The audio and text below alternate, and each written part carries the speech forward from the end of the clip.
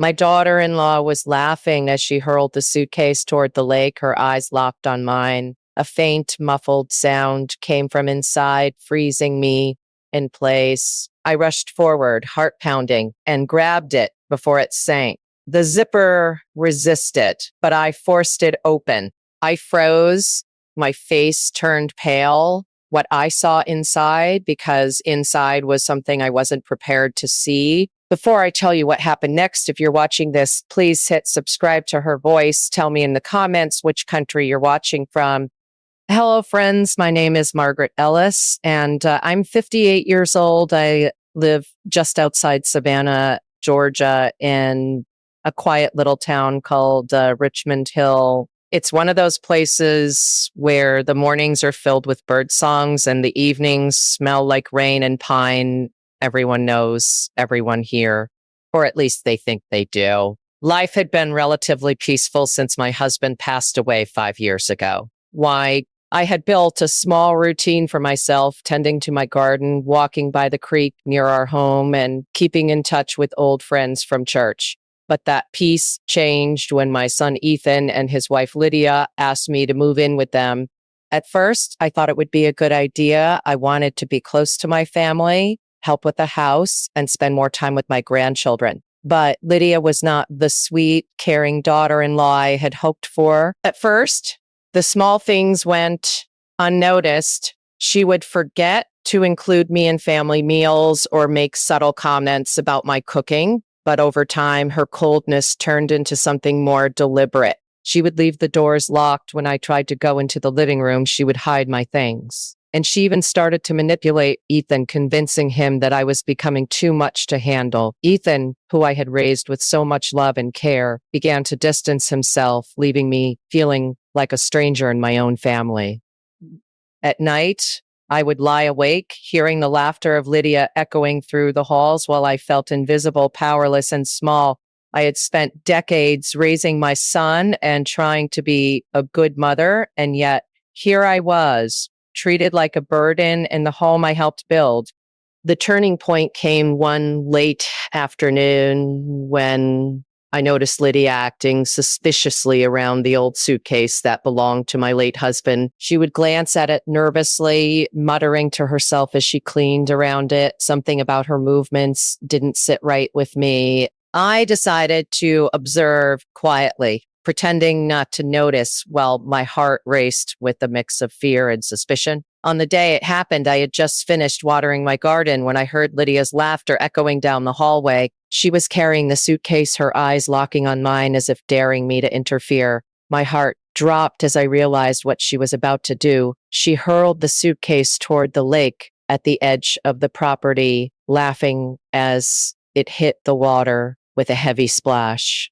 A faint, muffled sound came from inside, freezing me in place. My instincts took over. I ran across the yard, my feet sinking into the wet grass, and grabbed the suitcase just before it began to sink beneath the dark water. The zipper resisted, but I forced it open, and what I saw inside made my face turn pale.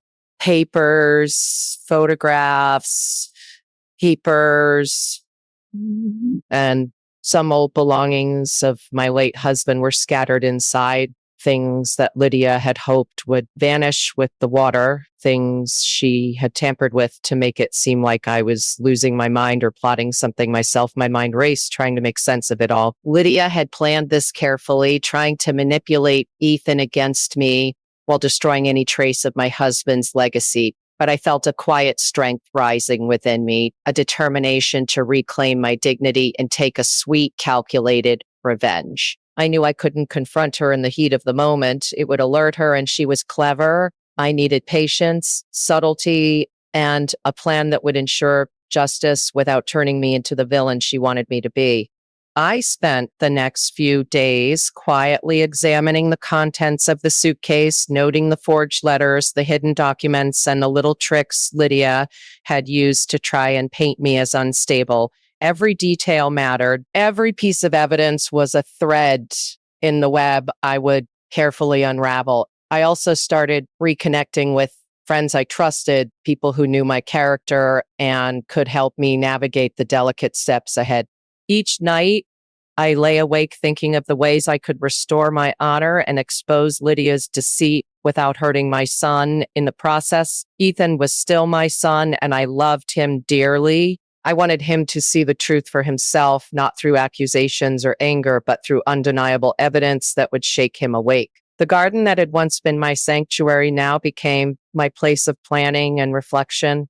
I would walk among the roses and pines, speaking to myself softly, imagining the day Lydia would finally realize that her schemes had failed and that I had emerged stronger and wiser. And so my journey began, a journey of patience, subtle observation, and strategic action, all aimed at reclaiming my place in my family, ensuring that justice in the sweetest form possible, and ensuring that justice in the sweetest form possible would be served. Little did Lydia know her laughter and arrogance were fueling a quiet storm, and very soon she would face the consequences of underestimating a mother's love, a widow's resolve, and the sharpness of someone who had been pushed too far. The next morning, the sun rose over the lake like nothing had happened, but I couldn't shake the image of that suitcase sinking into the dark water. I'd barely slept that night. My hands still trembled from what I had found inside: the forged papers, the fake letters, the photos Lydia had clearly tampered with. She had gone to great lengths to destroy my late husband's reputation and make me look delusional.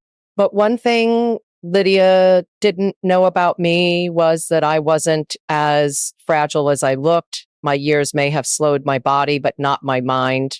As I made my morning tea, I heard her downstairs humming cheerfully, acting like the world was perfectly fine. That sound alone tightened my chest. I watched her from the kitchen window as she laughed with Ethan before he left for work. She looked so innocent, kind even to anyone who didn't know the truth. But behind that smile, there was venom. After Ethan drove off, she turned her head and saw me standing by the window. That smile changed. Her lips curled ever so slightly, a silent challenge. I held her gaze and didn't blink. Something inside me hardened in that moment. That was the day I decided I wouldn't let her win. I started by pretending nothing had changed. I greeted her the same, made her coffee, even complimented her cooking. She didn't know I was carefully studying her every phone call she made, every whisper. I noticed that around mid-afternoon, she always made a call and disappeared into the garden near the fence by the old oak tree. Curious, I followed one day, keeping my distance. I hid behind the shed and listened. Her voice was low but sharp, and she said something about documents being ready and she'll believe anything. My stomach turned. Whoever she was talking to was helping her with this plan. I needed to find out who. That night while she was taking a shower, I went into her study, a small room she claimed she used for her freelance design work. The password on her laptop wasn't hard to guess. Our family dog's name, Daisy. The screen came alive, and there it was. Email exchanges between her and a man named Greg Turner, an attorney in Savannah. My heart pounded as I scrolled. They were discussing estate papers, property rights, and something called mental evaluation documentation. My name was all over those messages. Lydia had been working with this man to make me look mentally unfit so Ethan could be convinced to move me into a care home. And once that happened, she would have full control over the house, the savings, everything my husband and I built over decades. My jaw clenched, but I took deep breaths. Anger was dangerous now. I needed to think clearly. I quickly took pictures of every email, every attachment, and sent them to my own phone. I deleted any signs of my access, shut the laptop, and walked back to my room, my legs trembling. As I sat on the edge of my bed, I whispered to myself, "You don't get to erase me, Lydia." The next day, I went about my chores as usual. Lydia had no idea what I had found. I even offered to help her make dinner, she accepted with that same smug little smile, thinking she still had the upper hand. But inside, I had already started building my quiet revenge, a plan to expose her lies in a way that she could never recover from. Later that week, I paid a visit to Pastor Michael from our church. He had known my husband for years, and I trusted him completely. I told him, wondering what everything, but enough for him to be suspicious. He promised to pray for me and offered to speak to Ethan casually sometime. That gave me an idea. I needed more people who could vouch for my sanity and character, people Ethan respected. Over the next few days, I started reconnecting with my old friends, inviting them over for tea, letting them see how normal, calm, and aware I was. Lydia didn't like that. I could see it in her eyes every time someone complimented me or laughed at one of my stories. Her smile would tighten, her tone would change. Her tone. She was losing control of the narrative she had built. One evening, as I sat knitting by the window, I overheard her on the phone again. This time, her voice was angry. No, she's not cracking. I don't know what's taking so long, she said. I smiled to myself. She was cracking. Not me. That night, I walked down to the lake again, the same place she had tried to drown the suitcase. The moonlight shimmered on the water, and I made myself a quiet promise. I wasn't just going to survive this. I was going to win. Lydia thought she was clever, but she underestimated the strength of a woman who had already lost everything once and learned how to rebuild from ashes. My plan was forming slowly, like the first light of dawn breaking through darkness, and soon the truth would burn brighter than her lies ever could. Over the next few days, I began to carefully observe Lydia, noting every habit, every routine, every small slip she made. It was like walking a tightrope, one false move, and she could sense I was onto her. But I had learned patience over decades, and patience would be my greatest weapon. I started by creating subtle reminders of the truth around the house. Old photographs of my husband, letters, and keepsakes I knew Lydia had tried to hide. I placed them where Ethan would see them naturally, on the kitchen counter, next to his coffee mug, on his bedside table. Every glance, every curious look slowly planted seeds of doubt in his mind. Didn't confront him directly. I let the evidence speak. Meanwhile, Lydia continued her charade of innocence, oblivious to the web I was weaving. One afternoon, I decided to test how far she would go. I accidentally left one of the forged documents from the suitcase lying on the living room table. Just let it sit there. Later, I overheard her frantic whispering on the phone. She found the papers. I don't know what to do. My lips curled into a quiet smile. She was panicking, and that panic would work in my favor. I needed to be careful, though. Anger would ruin everything. I spent that evening writing down everything I had seen, everything Lydia had done, creating a detailed timeline. I also started talking to a few trusted neighbors, subtly hinting at the strange behavior I had witnessed without directly accusing anyone. I knew Ethan would eventually hear things from multiple sources, and that's when the truth would become undeniable. As the days passed, I noticed Lydia's facade beginning to crack. Her laughter, once so carefree, became sharp, forced. She would glance at me suspiciously, wondering what I knew. I never let her see the full extent, though. Every question I answered calmly, every smile I offered was a mask, a tool in my quiet arsenal. One morning, Ethan mentioned he had to visit a client in Savannah and would be gone for the day. That was my chance. I decided to go through Lydia's study again, carefully, silently. I found more emails, more drafts of forged documents, plans to manipulate bank accounts and legal papers. I documented everything, taking photos, making copies. My heart raced, but I remained composed. Each piece of evidence added clarity to the picture. Lydia's lies, her intentions, and her desperation to isolate me. That afternoon, I began preparing the next step of my plan. I needed to confront her indirectly in a way that would make her reveal her own schemes without realizing she was being caught. I invited a few close friends over for tea, people who had known me and my late husband for decades. I casually mentioned a story from the past about Lydia's tendency to exaggerate and manipulate, framing it as a funny memory without pointing fingers. My friends laughed and nodded, but I could see the unease growing in Lydia's eyes. She was beginning to realize that her control over the narrative was slipping. That evening, while she cooked dinner, I quietly placed one of the copied emails on the counter where Ethan would see it when he returned from work. I didn't say a word. I simply poured myself a glass of water and watched from the kitchen doorway. When Ethan saw the document, his face changed, confusion, shock, and a flicker of anger. Lydia tried to intervene, but I simply smiled politely, my calm demeanor a stark contrast to the tension building in the room.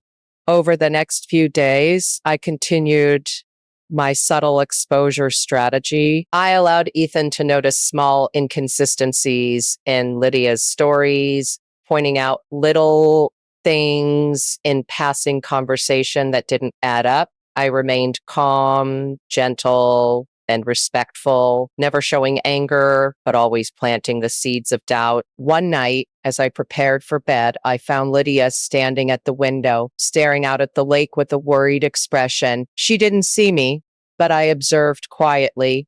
Her facade of confidence was gone. She was realizing that I had discovered everything and that I was ready to act. I felt a quiet satisfaction. Revenge wasn't about anger or confrontation. It was about timing, precision, and letting the truth unfold naturally. That week, I also contacted Pastor Michael again, giving him a clearer picture of the manipulation I had uncovered. He agreed to speak to Ethan subtly, confirming that my perspective was trustworthy. By the end of the week, Lydia was walking on eggshells, and Ethan's doubts were growing. The hesitation in his questions, the need for clarity. I didn't push. I let him come to the realization himself. And in that waiting, that silence, that patience, I felt a sense of power returning to me. I was no longer the passive victim in my own home.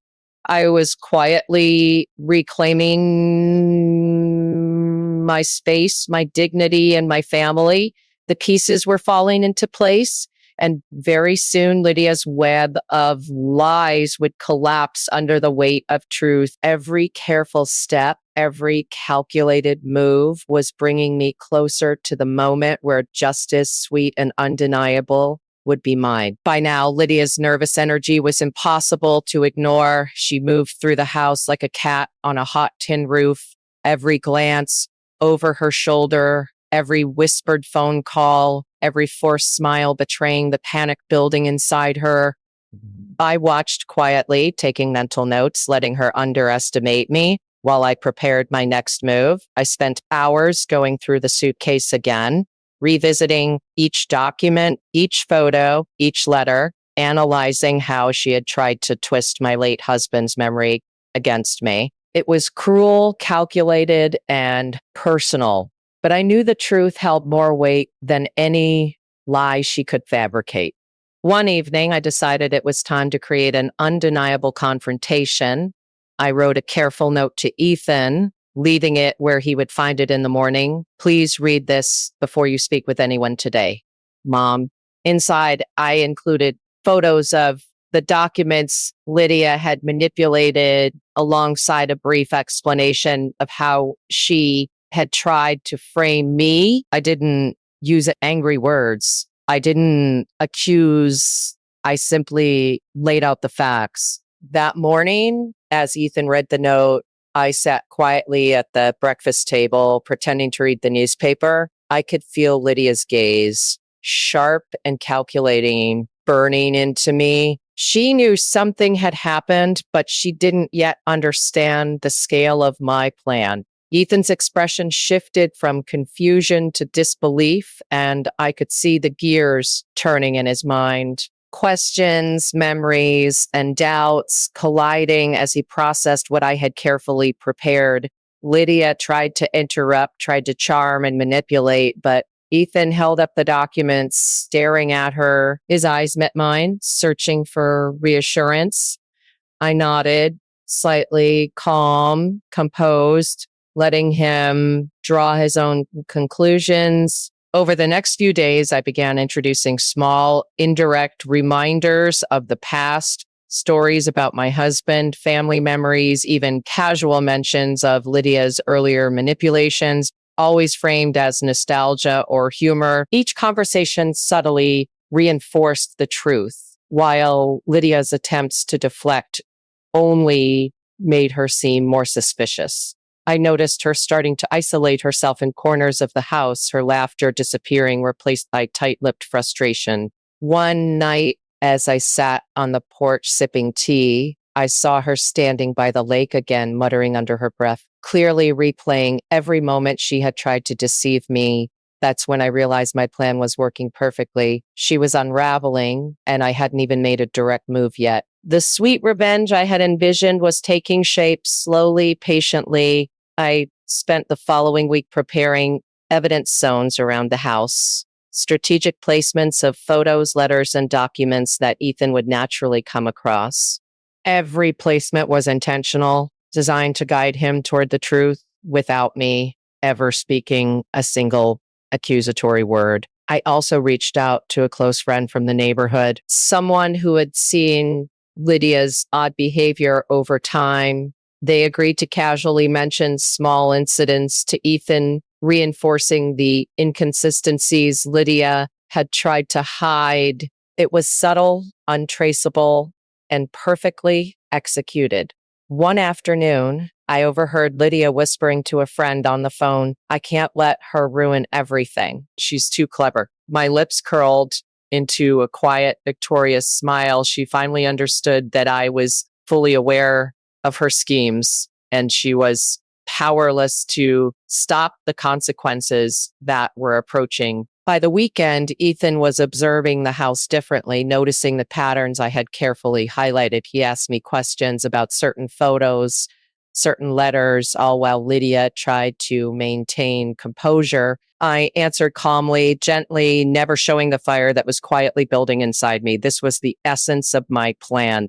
A patient, meticulous exposure, using truth as the weapon and letting Lydia's own arrogance be her downfall. At night, I would sit by the fireplace, thinking about the day and planning the next. Each small step, each quiet move was designed to bring the moment of revelation closer. And all the while, Lydia's confidence eroded, her smile becoming strained, her laughter hollow. She didn't know it yet, but the day was approaching when the entire truth would be undeniable, and she would have no choice but to face the consequences of underestimating a mother who had endured pain, betrayal, and the loss of her husband.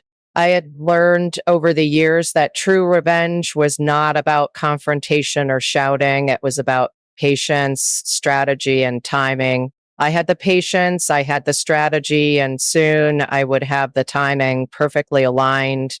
That weekend, as I walked along the lake, I remembered the suitcase, the day it had been hurled into the water, the panic, the fear. And now, standing there, I felt a calm satisfaction. Lydia's plan was crumbling, and I was ready to reclaim not just my dignity, but my family, my home, and the respect I deserved. The first wave of subtle actions had already set the stage for the final revelation. Every piece of evidence, every carefully orchestrated conversation, every strategic placement of memories was converging toward the moment where truth would shine brighter than any lie she had spun.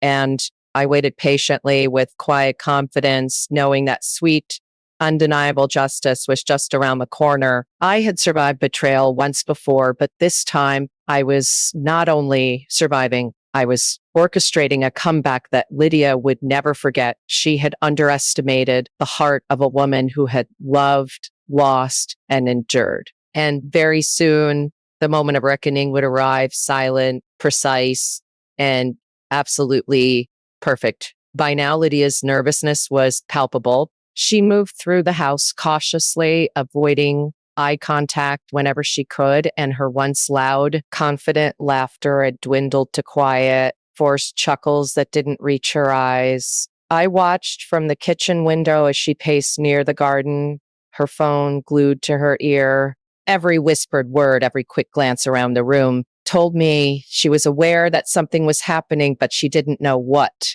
I had begun documenting every interaction, every suspicious message she sent, every lie she tried to weave. I made sure Ethan had access to these pieces of evidence, not directly, but through subtle placement. A photo on his nightstand, a letter on the coffee table, a document left casually near his laptop. He began noticing small inconsistencies in Lydia's stories, the contradictions piling up like fallen leaves in autumn. Each day, I would watch him process slowly, carefully, until the seeds of doubt blossomed into concern. Meanwhile, I continued my outward calm, acting as if life were exactly as it had always been. I smiled. I complimented her cooking. I asked about her day, all while knowing the truth she tried to hide. One afternoon, I followed her quietly to the shed by the lake, the same place where she had thrown the suitcase. I hid behind the corner and overheard her conversation with Greg Turner, the attorney she had enlisted to manipulate documents and deceive Ethan. She was panicked, clearly frustrated that things weren't going according to plan. My heart raced with quiet satisfaction. She was unraveling, and I hadn't even made my move yet. That evening, I invited a few trusted friends over for tea. I didn't speak of Lydia directly. Instead, I recounted past incidents in a humorous, nostalgic way, highlighting subtle manipulations she had attempted. My friends chuckled, nodding knowingly, and Lydia's forced smile faltered. She tried to recover, but the tension was now visible to anyone who looked closely. Ethan, seated across from me, glanced at the documents I had strategically left on a side table. His eyes widened slightly, and I offered him a gentle nod. No words were necessary. The evidence spoke for itself. Over the next few days, I continued carefully orchestrating the environment to reveal the truth. I made sure Ethan stumbled upon more inconsistencies, more proof, more subtle reminders of the lies Lydia had told. I also ensured that my own behavior remained consistent, calm, collected, respectful, and composed.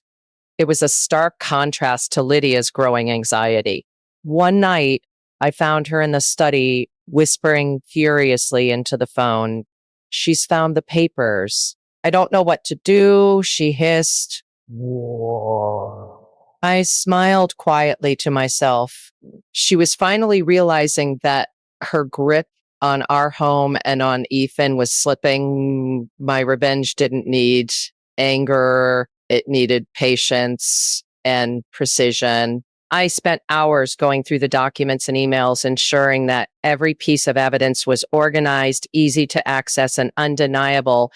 I was preparing for the moment when Ethan would confront her himself and she would have no defense. In the meantime, I continued to cultivate support.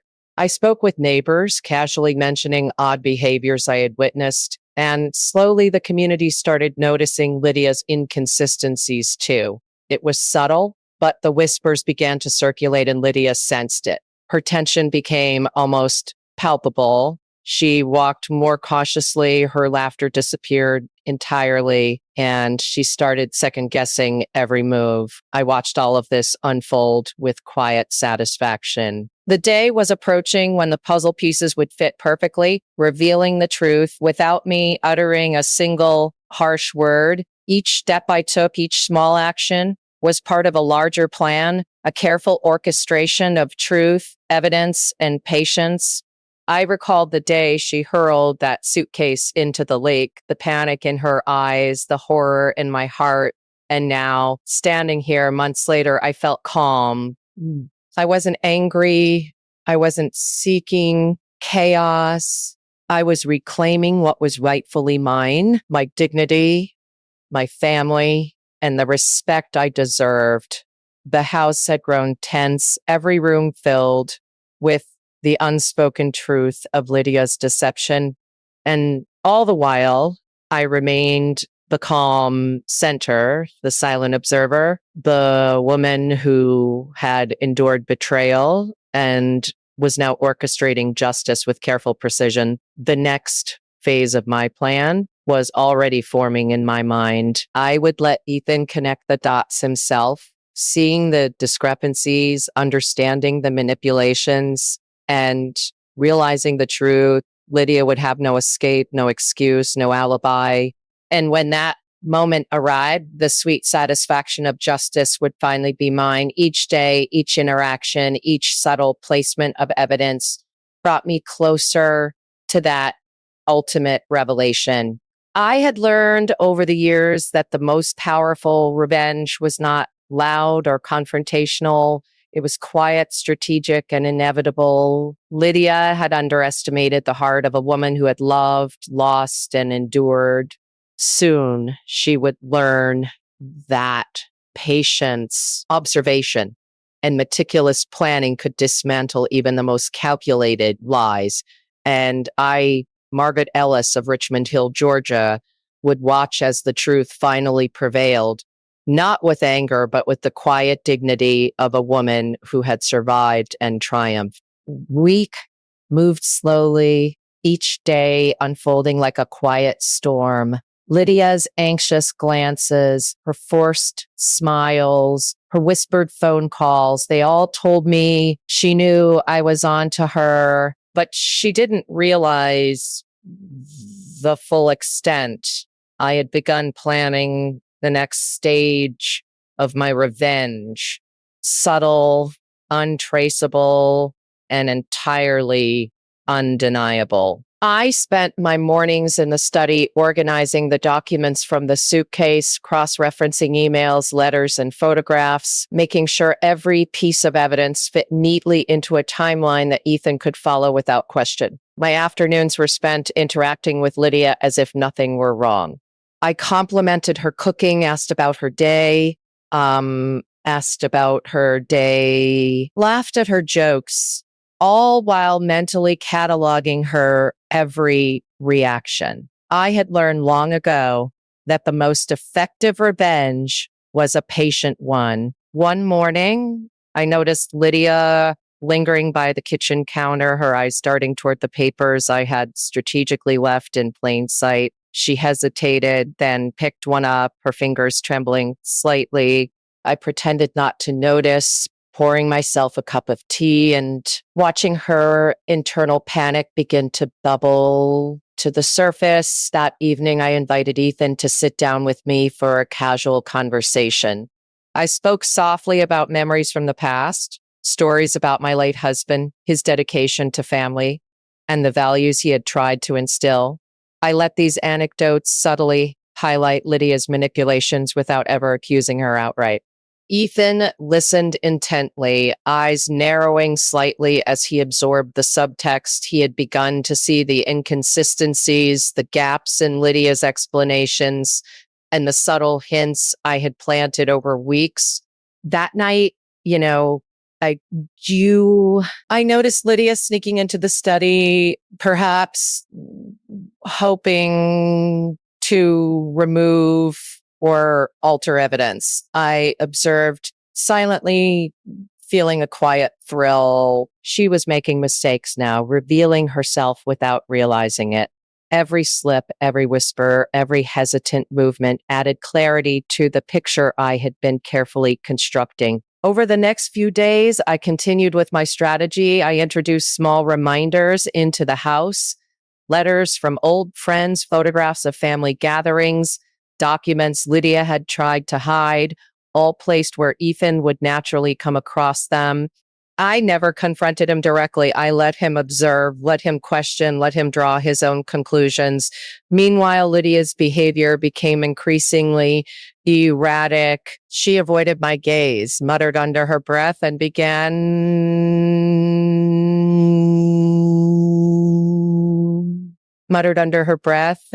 second guessing every plan she had made.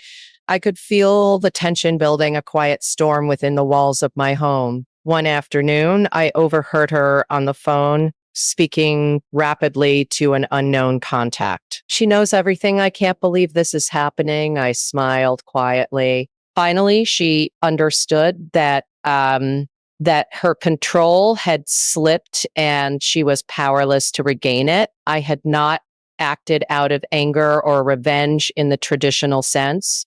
I had allowed truth and patience to become my weapons. My plan was methodical, precise, and unstoppable.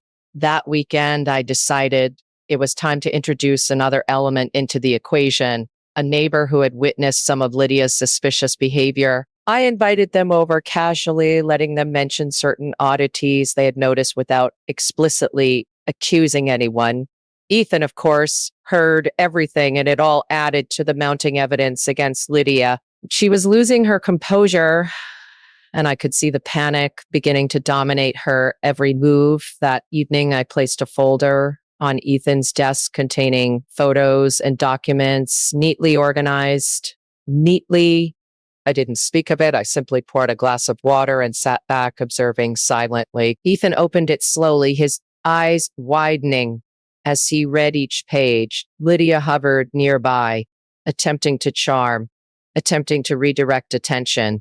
But Ethan's gaze was fixed on the truth laid before him. Over the next week, I continued these subtle maneuvers, strategically allowing Ethan to observe more inconsistencies. I remained calm, respectful, and patient, understanding that the final moment of revelation required careful timing. The pieces of the puzzle were coming together perfectly, and I felt a quiet satisfaction knowing that the storm of truth was about to hit. Each day, each interaction, each subtle placement of evidence brought me closer to the moment when Lydia would be forced to face her own lies. I reflected on the suitcase incident, the fear, the panic, the betrayal, and realized how far I had come. I had endured deception, manipulation, and the erosion of my dignity, but now I was poised to reclaim everything.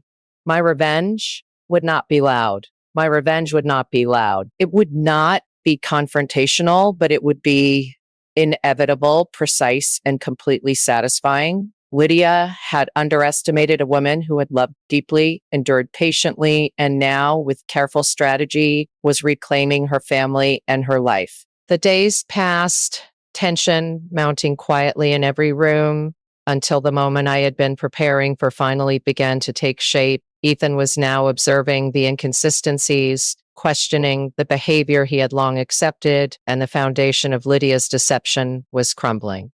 And I, Margaret Ellis, stood silently at the center, composed, patient, and ready for the ultimate revelation that would restore justice and dignity in my home. By now, Lydia's panic had reached a fever pitch.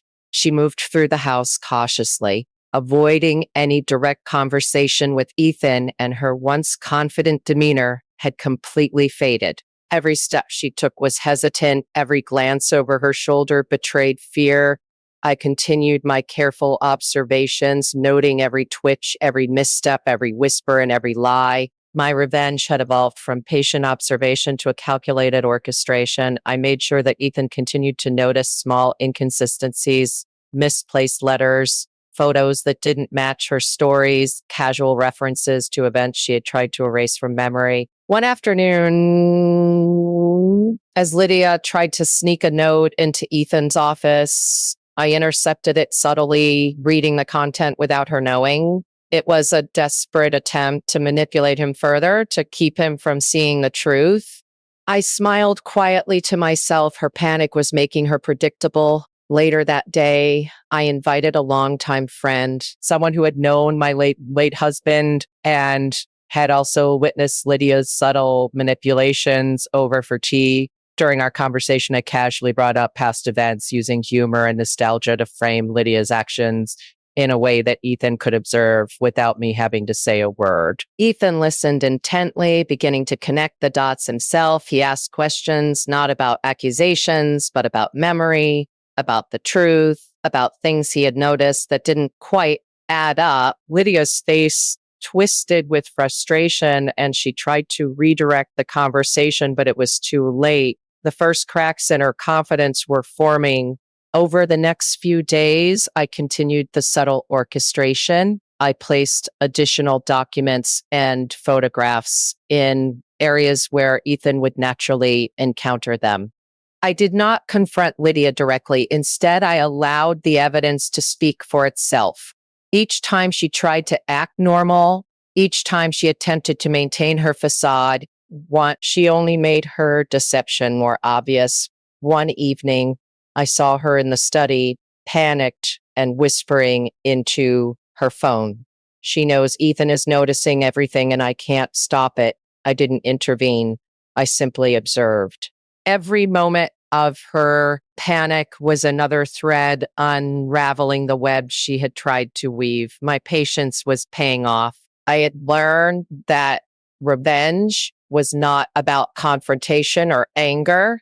It was about timing, precision, and subtle manipulation. By allowing the truth to emerge naturally, I was ensuring that Lydia's downfall would be undeniable and completely self-inflicted. A few days later, I arranged for Ethan to find another set of documents, letters, and photos, carefully organized to show the extent of Lydia's manipulation. I watched from a distance as he read through them, his eyes widening as he realized the scope of the deception. Lydia hovered nearby, trying to charm him, to distract him, but he was now seeing her in a new light, one of suspicion. The next phase of my plan involved a subtle confrontation, not through anger or accusation, but through undeniable evidence and the power of truth. I prepared for the moment when Ethan would confront Lydia, when the lies would collapse, and when justice would be restored quietly but completely.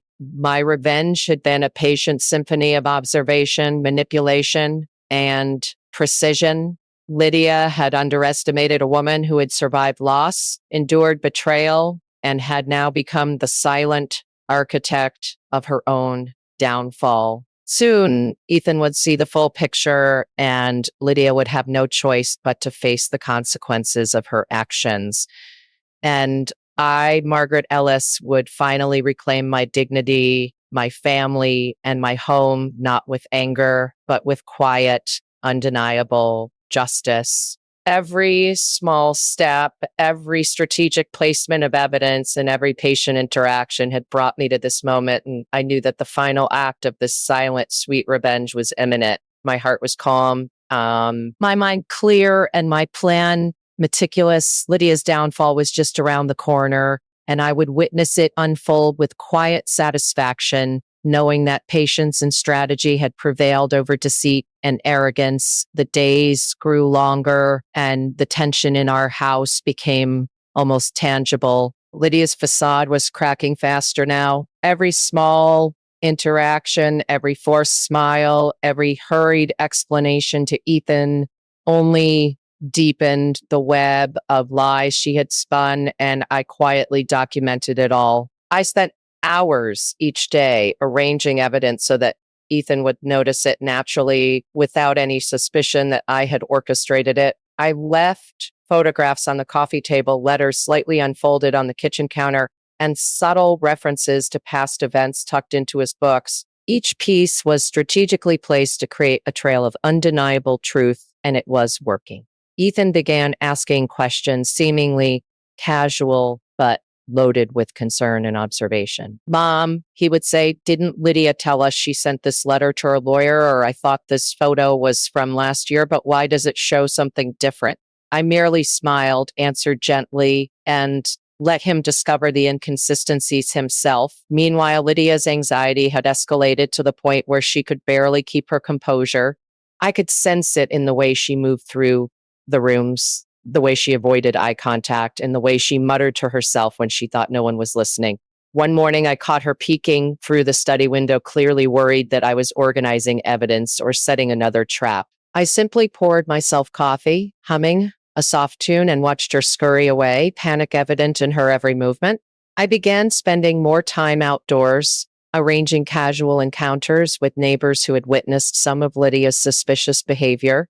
They had noticed things, odd interactions, unexplained absences, and subtle manipulations. I let these observations slip into conversations naturally, careful to never directly accuse, but allowing Ethan to hear pieces of the truth from unbiased witnesses. Lydia, of course, sensed the growing awareness and tried to adjust her behavior, but each attempt only made her more transparent. One evening, I overheard her on the phone, her voice tight with fear. She knows Ethan's noticing everything. I can't fix this, I smiled quietly. She didn't understand that her panic, her slips, and her attempts to manipulate were all reinforcing the narrative I had patiently built. Ethan was piecing it together slowly, and I didn't need to speak a word. Over the next few days, I began integrating more subtle evidence. Emails she had tried to delete, messages she thought were hidden, financial discrepancies, and photos carefully selected to illustrate her deception. Each discovery brought Ethan closer to the truth. Lydia tried to intervene, intercepting letters or adjusting details, but the web was too intricate and she was too late. One night, I found her in the garage, panicked and pacing, whispering to someone on the phone, "I can't lose him. I can't let her prove it." I observed silently from the doorway, savoring the quiet satisfaction of her unraveling. She had underestimated my patience, my planning, and my ability to remain composed while letting the truth reveal itself. Each day, I reinforced Ethan's observations with small reminders, a casual mention of past events, a story about my late husband's principles, a photo from an old family gathering. Each element was designed to confirm what Ethan had already begun suspecting, that Lydia's words could not be trusted. I reflected on the suitcase incident, the fear I had felt, the betrayal, and the shock. That moment had sparked a fire within me, but I had learned that patience and subtle orchestration were far more powerful than anger or confrontation. My plan had always been to let the truth emerge naturally without me raising my voice or forcing the revelations. Lydia's panic, her desperation, and her inability to maintain control were all the proof I needed. The house had transformed into a stage for the inevitable revelation. Each room held clues, each conversation carried hints, and Lydia's anxiety was palpable in every gesture. I maintained calm, measured interactions, always smiling gently, always pretending that life was normal. It was the perfect contrast to her unraveling, and it magnified the impact of the impact of the impact of the impact of the impact of the inevitable confrontation. Finally, the day approached when the pieces would come together, when Ethan would confront Lydia with the undeniable truth. I prepared meticulously, ensuring that every document, photo, and piece of evidence was in place. I knew that once Ethan saw the full picture, Lydia would have no escape, no explanation, and no defense. My revenge was not fueled by anger, but by the quiet satisfaction of justice and dignity restored. I thought of the months of careful planning, the strategic patience, and the countless subtle maneuvers that had led us here. Lydia's deception had been dismantled slowly, meticulously, and inevitably. Ethan's realization was imminent, and I would witness it unfold with calm satisfaction. Margaret Ellis, the quiet, patient observer, had orchestrated a perfect revelation, proving that true power lies not in confrontation, but in careful planning, patience, and the inevitability of truth. Lydia had underestimated me, and soon she would face the consequences while I reclaimed my family, my dignity, and the peace I deserved. By now, the atmosphere in the house was thick with tension. Lydia's once confident movements had transformed into nervous pacing and furtive glances, and Ethan's curiosity had turned into suspicion. Every misplaced note, every photo, net misplaced note, every photo, every casual reference I had arranged over the past weeks was now forming a mosaic of undeniable truth. I spent my mornings meticulously reviewing each piece of evidence, ensuring that Ethan would encounter them naturally without ever suspecting my orchestration. I left letters slightly folded on the kitchen counter, photos on the mantle, and casual reminders in his study, each carefully selected to reinforce the narrative I wanted him to see. Ethan began connecting dots on his own, asking questions that revealed his growing realization. Mom, why would Lydia say one thing and do another? He asked one evening, casually, sipping his coffee.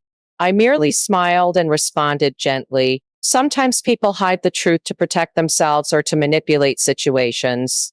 That's not always easy to see at first. I let him ponder, letting the seeds of clarity take root. Meanwhile, Lydia's panic was escalating daily. She avoided direct eye contact, spoke in hurried tones, and muttered to herself when she thought no one was listening. One afternoon, I caught her attempting to sneak a photo album out of Ethan's office, clearly hoping to destroy or manipulate evidence. I observed silently from the hallway, noting the fear in her trembling hands and the desperation in her eyes. My satisfaction was quiet, patient, and complete. Over the next few days, I subtly introduced additional witnesses, neighbors, and friends who had observed Lydia's odd behaviors. I did not accuse. I simply let conversations flow naturally, allowing Ethan to hear the truth without me having to confront Lydia directly. This strategy had the effect of showing Lydia that her control was slipping while reinforcing Ethan's awareness.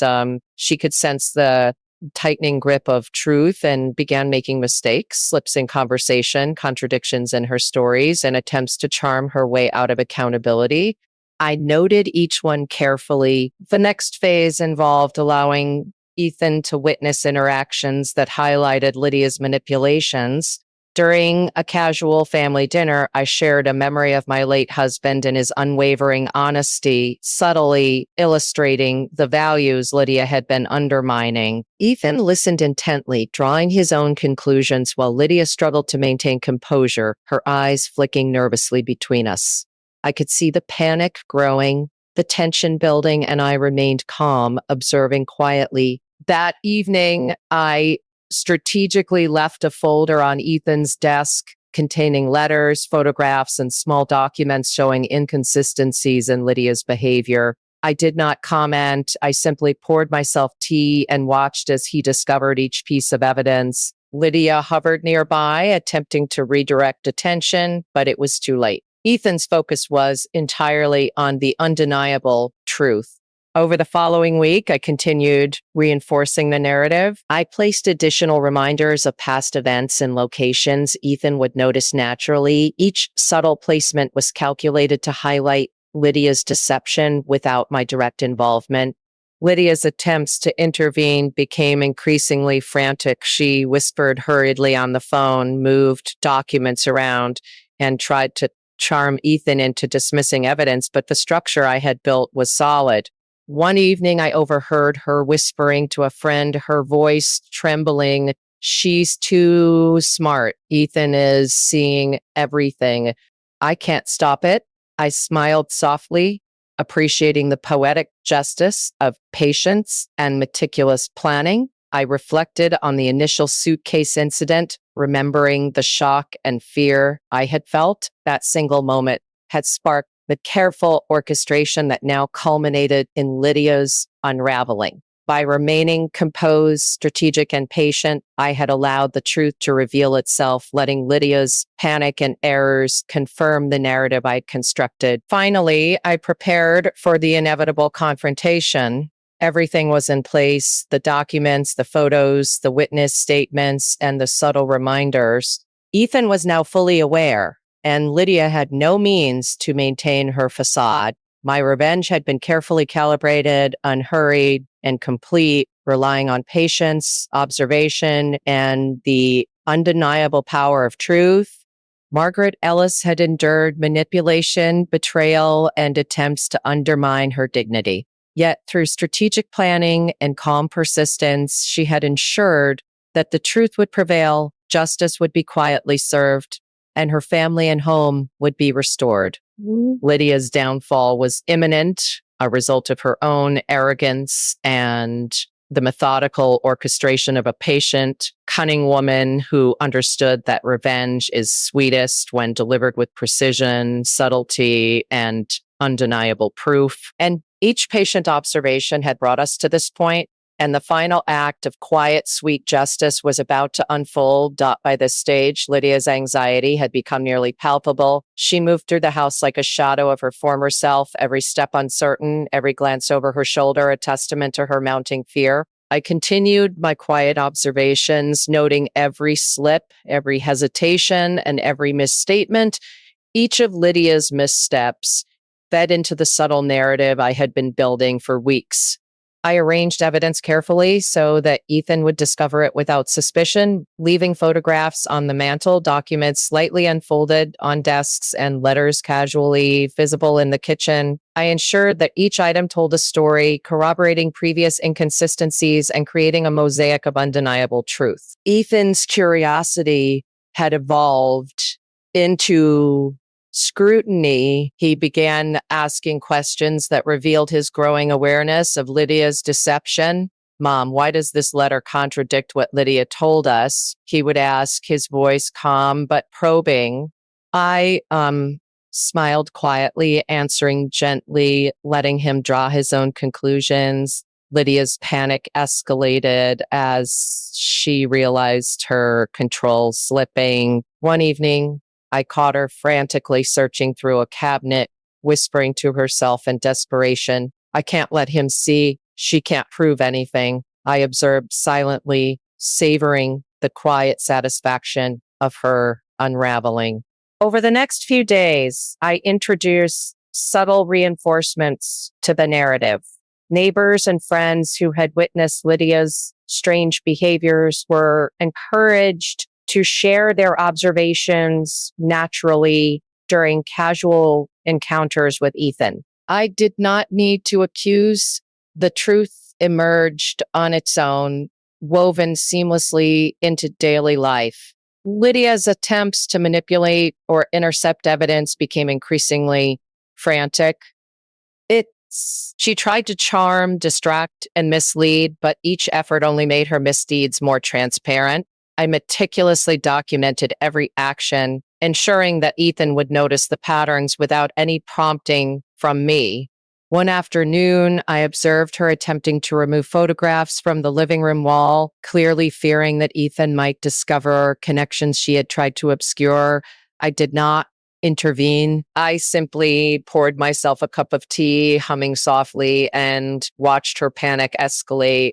The final phase of my plan involved allowing Ethan to witness interactions that showcase Lydia's manipulations. During a casual dinner conversation, I shared memories of my late husband, subtly highlighting values of honesty and integrity, creating a stark contrast to Lydia's deceit. Ethan's observations intensified while Lydia struggled to maintain her composure. I noted every flicker of panic, every hesitation, every forced smile. That evening, I left a carefully organized folder on Ethan's desk containing letters, photographs, and evidence of inconsistencies in Lydia's stories. I did not comment, merely watched as he discovered each piece naturally. Lydia hovered nearby, attempting to distract him, but it was too late. The trail of evidence was undeniable. Over the following week, I continued reinforcing the narrative. Subtle reminders of past events were strategically placed to ensure Ethan would notice them in context. Lydia's frantic attempts to intervene only confirmed the growing awareness. I overheard her whispering to a friend, she's orchestrated everything. Ethan sees it all. I can't undo it. The irony was delicious. Her own panic was validating the careful planning I had undertaken. I reflected on the suitcase incident, remembering the shock, betrayal, and fear I had endured. That moment had ignited a patient and precise plan for revenge. By remaining calm, meticulous, and patient, I had ensured that the truth would reveal itself naturally and Lydia's errors would speak louder than any accusation I could make. Finally, the confrontation neared.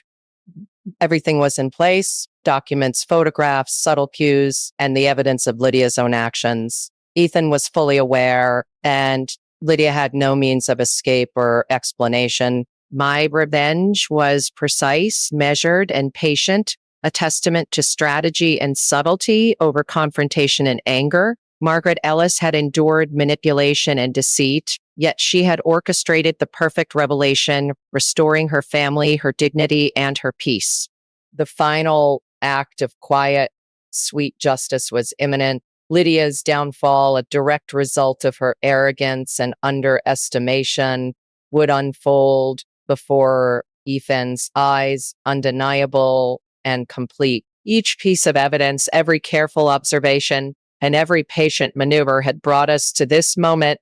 I remained composed, my heart steady, and my mind clear, knowing that justice, subtle and undeniable, was about to prevail. Lydia's deception had been dismantled methodically, and the sweet, quiet satisfaction of revenge was almost tangible. I had remained patient, strategic, and silent, allowing the truth to emerge naturally.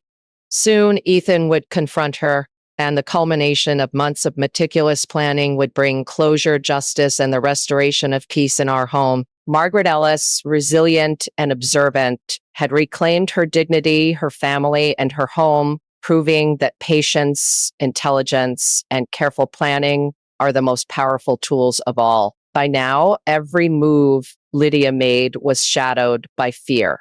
Her confidence, once bold and commanding, had crumbled into frantic attempts to salvage control. I continued observing, noting each slip, each contradiction, and each anxious gesture. My preparation over the past months, placing letters, documents, and photographs in strategic locations, was now coming to fruition. Ethan's awareness had grown. He noticed inconsistencies, asked subtle questions, and began piecing the truth together himself. "Mom, why does this statement contradict what Lydia said yesterday?" he asked one evening, his voice calm but probing. I smiled quietly, replying gently, allowing him to draw conclusions without my interference. Lydia's panic escalated further as she realized her grip was slipping. I overheard snippets of frantic phone conversations where she whispered, "She's planning something. Ethan is noticing everything." I can't undo it. My satisfaction was quiet, patient, and complete. I had orchestrated every detail so that the truth would emerge naturally. I subtly introduced neighbors and friends who had observed Lydia's suspicious behavior to Ethan through casual conversations. No accusations were made, only natural recollections that painted a clear picture of her manipulations. This strategy reinforced Ethan's growing awareness while increasing Lydia's anxiety. Each day, I documented her missteps and carefully placed reminders for Ethan to notice: letters, photographs, small documents, all revealing her duplicity. Lydia attempted to intercept, distract, and charm, but each move only further exposed her deception. I reflected on the moment when I first discovered the suitcase, the shock and betrayal I had felt, and how that incident had ignited a patient, precise plan for revenge. My strategy relied on subtlety, observation, and patience rather than confrontation. I ensured that every detail, every placement of evidence, and every witness account would lead Ethan to the undeniable truth. Finally, I prepared the final set of evidence for Ethan to discover: letters, photographs, and documents, all aligned to reveal Lydia's deception completely. I remained calm, composed, and observant, knowing that the final act of revelation was imminent. Lydia's unraveling was inevitable. Her own errors, panic, and inability to maintain control ensured that the truth would come to light. Each strategic placement and patient observation brought us closer to the ultimate confrontation. I reflected on months of careful planning, understanding that revenge was sweetest when executed with patience, subtlety, and undeniable evidence. Ethan was now fully aware, and Lydia had no means to deny the truth. The foundation I had built over weeks ensured that every piece of her manipulation was exposed without my direct accusation. Margaret Ellis, the patient and strategic observer, had orchestrated a flawless revelation, allowing justice to prevail quietly yet unmistakably. Lydia's downfall, a result of her arrogance and underestimation, was imminent, while my dignity, family, and peace would be restored. My careful orchestration, subtle hints, and patient planning had culminated in this moment. The quiet, sweet justice of revenge was almost tangible. Each day, each observation, each carefully placed clue had led to this point. I had remained composed, strategic, and silent, letting the inevitable truth reveal itself. Ethan would soon confront Lydia, and the months of meticulous planning would bear fruit. Margaret Ellis had endured manipulation and deceit, but had emerged victorious, demonstrating the power of patience, intelligence, and subtle orchestration. Lydia's unraveling was a testament to the consequences of arrogance and the inevitability of truth. The sweet, quiet satisfaction of justice was almost complete, and I was ready to witness the culmination of my careful, deliberate, and patient plan. Every piece of evidence, every small reminder, and every subtle hint had set the stage for the final revelation. Lydia had underestimated me, and now the truth would emerge, undeniable and complete. Margaret Ellis had reclaimed her dignity, family, and home, proving that patience and strategy are more powerful than confrontation or anger, and that sweet revenge is achieved not through haste, but through meticulous planning and observation. The moment had finally arrived. Lydia's tension filled the room like an unrelenting storm, and Ethan's eyes were sharp, observing every detail, connecting the dots that had been quietly placed over the past months. I stood quietly in the corner, my heart steady, my mind calm, and my resolve unwavering. This was the culmination of every carefully orchestrated plan, every patient placement of evidence, and every subtle reminder I had arranged. Lydia tried to smile, to charm, to deflect, but it was too late. Ethan had already seen the truth in the letters, photographs, and documents that lined his path to understanding. He asked pointed questions, softly at first, then with growing clarity, each one drawing Lydia further into the web she had created for herself. She faltered, stammered, and finally, in front of his gaze, she could no longer deny her actions. I observed silently, savoring the quiet satisfaction of justice achieved without raising my voice or losing my composure. Ethan confronted her calmly, letting the evidence speak for itself, and Lydia's facade crumbled completely. She tried to defend herself, but the pattern of her manipulations, her lies, and her attempts to undermine me were undeniable. My revenge had been sweet, silent, and precise, relying on patience and strategy rather than confrontation. Lydia's downfall was not abrupt. It was the natural outcome of her arrogance and the meticulous planning of a woman who had endured betrayal with quiet dignity. After the confrontation, I took a moment to reflect, standing by the window as the Georgia sun dipped below the horizon. My late husband's memory filled me with quiet strength, reminding me that integrity and patience always prevail. Ethan now understood not just the events, but the character and resilience of his mother and the depth of the deception he had been surrounded by. Lydia, defeated, left the room, her own panic and errors, having delivered justice more effectively than any words or accusations could. I smiled softly, knowing that the months of careful observation and subtle planning had restored balance, dignity, and peace to our home. This experience taught me the profound power of patience, strategy, and calm intelligence. Sometimes revenge is not about confrontation, it is about guiding the truth to reveal itself, allowing those who deceive to fall by their own actions. As I sipped my tea later that evening, I reflected on the journey, the fear, the planning, the silent satisfaction of watching justice unfold naturally. Margaret Ellis had endured, observed, and orchestrated, and now the truth was undeniable. Lydia's manipulations had been exposed, my family's trust restored, and the quiet, sweet victory of a carefully executed plan was complete. To anyone watching, know that patience, observation, and subtle action are more powerful than anger or rash moves. Life often tests us in ways we never anticipate, and sometimes the sweetest victories come not from confrontation, but from careful planning and quiet resilience. I hope my story gives you strength and perspective if you ever face betrayal or deception. Thank you for listening to my journey. If you found this story engaging, reflecting on patience, justice, and subtle revenge, please subscribe to Her Voice so you won't miss our next tale. Comment below and share if you've ever experienced something similar, something that left you questioning trust and honesty in your own family, and share if you've ever faced something that left you completely speechless. Sometimes family members can shock us in ways we never imagined. Your stories matter, and your engagement helps bring these real life experiences to life for everyone who watches. Stay tuned for the next video where I will share another deeply personal story filled with emotion, suspense, and the subtle justice that life sometimes delivers in ways we least expect. Until then, remember, patience, intelligence, and calm observation can guide truth to reveal itself. And in that revelation lies the most satisfying, quiet revenge